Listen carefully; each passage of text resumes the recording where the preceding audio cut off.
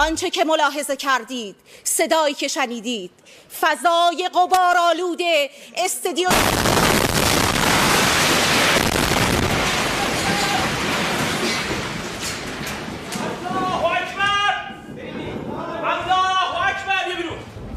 Trois employés de la télévision ont été tués et d'autres blessés dans l'attaque israélienne, selon un bilan de la télévision d'État.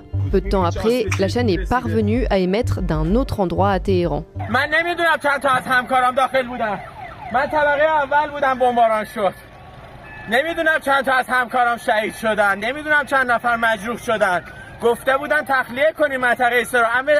اما همه تا آخرین لحظه وایسن تا تصویر اقتدار ایران رو به جهان نشون بدن.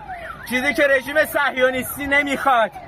این ثمره نخواستنش. فکر کرده سازمان صدا و سیما رو بزنه چی میشه؟ بدترش رو میبینید. Plus tôt dans l'après-midi, le ministre israélien de la